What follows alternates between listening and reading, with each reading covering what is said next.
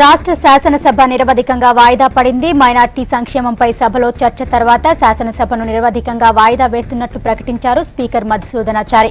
మొత్తంగా మొదటి విడతలో 16 రోజులు, రెండవ విడతలో నిన్న ఇవాళ శాసనసభ జరిగింది. 18 రోజుల్లో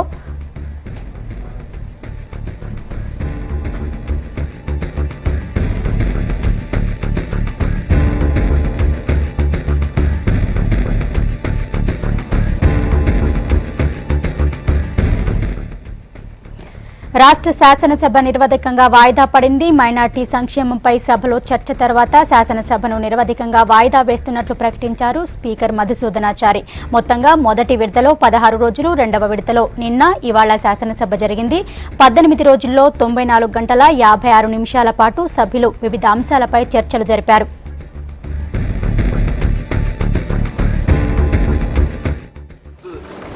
Session of Telangana Legislative Assembly has created history by holding the winter session for 18 days. We have discussed a record number of 15 subjects of utmost importance for the development and welfare of people. This has become possible only with the cooperation of all the members and the government. I sincerely thank the Honorable Chief Minister, ministers, floor leaders and members for their support and cooperation extended in running the House.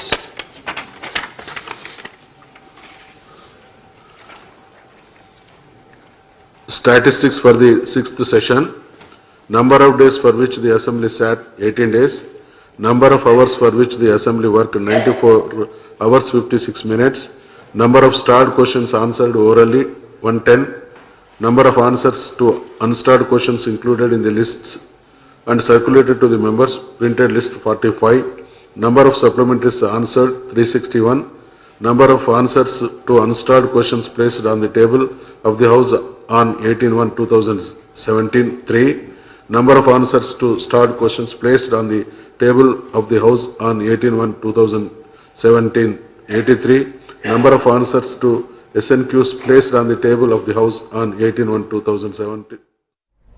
Assembly session కు సంబంధించి details శివను అడిగి తెలుసుకుందాం. Shiva, overall గా sessions ఎలా జరిగాయి? సద్య కొద్దిసేపటి క్రితమే assembly శీతాకాల సమావేశాలు నిరవధిక వాయిదా పడ్డాయి. ముఖ్యంగా శీతాకాల సమావేశాలు ఇన్ని రోజులు నిర్వహించడం అనేది ఒక రికార్డు. ఉమ్మడి ఆంధ్రప్రదేశ్లో కూడా శీతాకాల సమావేశాలు మ్యాక్సిమం 10 రోజులకు మించి ఎప్పుడు నిర్వహించలేదు. కానీ ఈసారి 30 రోజులు అసెంబ్లీ సమావేశాలు ఉంటే దాదాపు 18 రోజులు 18 పని దినాలు అసెంబ్లీ సమావేశాలు నిర్వహించారు. ఇంకా తెలంగాణ రాష్ట్రం ఏర్పడిన తర్వాత కూడా బడ్జెట్ సెషన్స్ కాకుండా మిగతా సెషన్స్ ఇన్ని రోజులు నిర్వహించడం అనేది కూడా ఒక రికార్డ్ అని చెప్పాలి. ఈ సెషన్స్ అనేక అంశాలకు వేదిక అయింది. ఈ అసెంబ్లీ సమావేశాలు ముఖ్యంగా ప్రభుత్వం తీసుకున్న అనేక నిర్ణయాలు కావచ్చు, ప్రభుత్వం ప్రవేశపెట్టిన అనేక పథకాలు వివరించేందుకు ఈ అసెంబ్లీ వేదిక అయింది. దీంతోపాటు అన్ని ప్రతిపక్షాలు గతంలో కూడా ఇంతసేపు ఎప్పుడు ప్రతిపక్షాలు కూడా ఒక ప్రతిపక్షాల ఎజెండాను ఎప్పుడు అసెంబ్లీలో అమలు కాలేదు. కానీ ఈసారి ప్రతిపక్షాల ఎజెండాను కూడా ప్రభుత్వం అమలు చేసింది. ప్రతిపక్షాలు ఏ అంశం మీద డిమాండ్ చేస్తే అదే అంశం పైన మరుసటి రోజు షార్ట్ డిస్కషన్కు తీసుకొని ఆ అంశం మీద ఒక లఘు చర్చను తీసుకున్నారు. మొత్తం అసెంబ్లీ సమావేశాలు దాదాపు 94 గంటల 56 నిమిషాలు జరిగినట్లుగా స్పీకర్ వెల్లడించారు. తర్వాత అధికార పార్టీతో పాటు మిగతా అన్ని పక్షాలు ప్రతి ఒక్క సభ్యుడు అటు ప్రశ్నోత్తరాల సమయం కావచ్చు, లేదంటే 0 అవర్, లేదంటే లఘు చర్చ, ఏదో ఒక చర్చలో ఖచ్చితంగా సభ్యులందరూ కూడా ఆల్మోస్ట్ 70 to 80% సభ్యులందరూ కూడా ఈ చర్చలో, ఈ అసెంబ్లీ శీతాకాల సమావేశాల్లో ఏదో ఒక అంశంలో వాళ్ళందరూ కూడా పార్టిసిపేట్ చేశారు. వాళ్ళకున్న సందేహాలను ప్రశ్నించారు, వాళ్ళకున్న అనుమానాలను కూడా నివృత్తి చేస్తున్నారు. దీంతోపాటు అసెంబ్లీ సమావేశాలు అయిపోయిన తర్వాత యథావిధిగా ఆయా పార్టీల బలాలను కూడా స్పీకర్ ప్రకటించారు. ఇప్పుడున్న బలాల ప్రకారం టీఆర్ఎస్ 82 మంది ఎమ్మెల్యేలు ఉన్నారు, కాంగ్రెస్ కు 19 మంది ఉన్నారు, ఎంఐఎం 7, బీజేపీ 5, టీడీపీ 3, సిపిఎం 1. ఇది ప్రస్తుతం అసెంబ్లీలో ఉన్న బలాలుగా స్పీకర్ ప్రకటించారు. ఇక మొత్తము ఇప్పటికీ దాదాపు 15 అంశాల మీద లఘు చర్చ సందర్భంగా అసెంబ్లీలో చర్చ జరిగింది.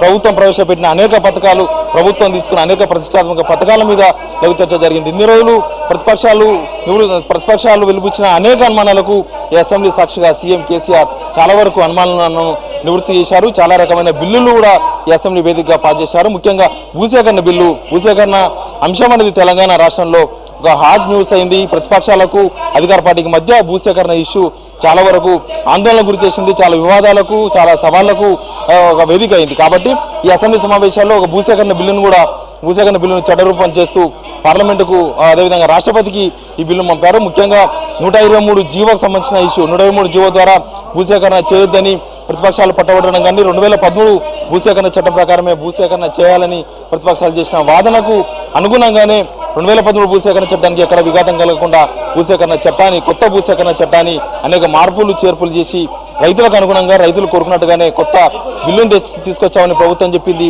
ఆ బిల్లుకు ఇక్కడ ఆమోదించి ఇప్పటికే గవర్నర్ కూడా ఆ బిల్లుకు ఆమోదించి రాష్ట్రపతి పంపారు. ప్రస్తుతం రాష్ట్రపతి దగ్గర పెండింగ్ లో ఉంది. ఇంకా మిషన్ భగీరథ, మిషన్ కాకతీయతో పాటు అనేక పథకాలు ప్రభుత్వం ప్రవేశపెట్టిన ఈ 2.5 సంవత్సరాల ప్రభుత్వ పాలన మీద ప్రభుత్వం ఏం చెప్పదలుచుకుంది ప్రజలకు, ఈ 2.5 సంవత్సరాల్లో ప్రభుత్వం ఏ అంశాల మీద విజయం సాధించింది, ఇంకా ముందు మిగిలిన 2.5 సంవత్సరాల్లో ప్రభుత్వ విజన్ ఏంది అనేది అసెంబ్లీ వేదికగా సీఎం కేసీఆర్ ప్రజలకు చాలా క్లారిటీగా చెప్పారు. ఇక ప్రతిపక్షాలు కూడా గత అసెంబ్లీ సమావేశాలతో పోలిస్తే ఈ అసెంబ్లీ సమావేశాల్లో చాలా యాక్టివ్గా ఉన్నాయి, చాలా వరకు ప్రిపేర్ అయ్యి వచ్చాయి. గతంలో జరిగిన సభల్లో ప్రతిపక్షాలు కూడా అంతగా ప్రిపేర్ కాలేదు. ప్రతిపక్షాలు కూడా ఎజెండాతో వచ్చినప్పటికీ ఇక్కడ అది అసెంబ్లీ సమావేశాలు జరుగుతున్న సమయంలో ప్రతిపక్షాల ఎజెండా కూడా అమలు కాలేదు. కానీ ఇప్పుడు ప్రతిపక్షాలు ఏ అంశాలను ప్రశ్నిస్తే ఆ అంశాలపైన ప్రభుత్వం సమాధానం చెప్పింది.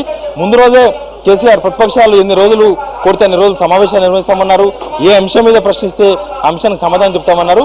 అదే రీతిలో సభలో ప్రభుత్వం తరపు నుంచి సమాధానాలను ప్రతిపక్షాలు కూడా రాబట్టాయి. ప్రతిపక్షాలు కూడా ఈ అసెంబ్లీ సమావేశాల్లో చాలా వరకు ప్రిపేర్ అయ్యి వచ్చాయి. అన్ని ప్రతిపక్షాలు కోఆర్డినేషన్ చేసుకొని ప్రభుత్వంని ప్రశ్నించే విషయంలో కానీ ప్రభుత్వం నుంచి సమాధానం రాబట్టడంలో కానీ ప్రతిపక్షాలను కూడా ఏకతాటిపైకి వచ్చి వారిని కూడా ప్రశ్నలు సాధించాయి. మొత్తంగా కూడా శీతాకాల సమావేశాలను మాత్రం ఇన్ని రోజులు నిర్వహించడం ఒక రికార్డ్ అయితే, ఇన్ని అంశాల మీద చర్చ జరగడం, 15 అంశాల మీద లఘు చర్చ జరపడం కానీ 16 రకాల బిల్లులకు సభలో ఆమోదం తెలపడం కానీ ఇదే మొదటిసారి అని చెప్పొచ్చు. మరో 20 రోజుల్లోనే మళ్ళీ బడ్జెట్ సమావేశాలు ప్రారంభమవుతున్న నేపథ్యంలో మళ్ళీ బడ్జెట్ సమావేశాలకు కూడా ప్రిపేర్ కావాలని ఇప్పటికే కేసీఆర్ అన్ని ప్రతిపక్షాలకు అధికార పార్టీకి అందరు కూడా సూచించారు. దీంతోపాటు ప్రతిపక్షాలు ఏ విధంగా అయితే డిమాండ్ చేస్తూ వచ్చాయి, ప్రతిపక్షాలు గతంలో అసెంబ్లీ సమావేశాల నిర్వహణ ముందు ఏ అంశాల మీద ప్రభుత్వాన్ని ఇరుకునబెట్టే ప్రయత్నం చేశారో, ప్రభుత్వాన్ని ఏమైతే ప్రశ్నలు వేస్తూ వచ్చారో అన్నిటికీ సీఎం కేసీఆర్ ఒక్కడే అన్నిటికీ సమాధానం చెప్పారు. ఇంకా దీంతోపాటు రిజర్వేషన్కి సంబంధించిన బిల్లు ఎన్నికల ముందు కేసీఆర్ హామీ ఇచ్చారు. గిరిజనులకు 12% రిజర్వేషన్ కానీ ముస్లింలకు సంబంధించిన 12% రిజర్వేషన్ అంశంపై కూడా ఈ అసెంబ్లీ చివరి రోజున కొద్దిసేపటి క్రితమే కేసీఆర్ క్లారిటీ ఇచ్చారు. బడ్జెట్ సమావేశాల్లో ఈ అంశాన్ని కూడా ఈ బిల్లు కూడా ఈ అసెంబ్లీ సమావేశాల్లో బిల్లును ఆమోదించబోతుంది. తర్వాత పార్లమెంట్ కూడా పంపిస్తాం.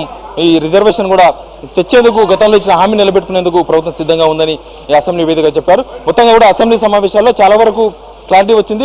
2.5 సంవత్సరాల ప్రభుత్వ పాలన మీద ప్రజలకు చెప్పదలుచుకుని మాత్రం ప్రభుత్వం చాలా క్లారిటీగా చెప్పింది. Sandhya. Right Shiva, thank you.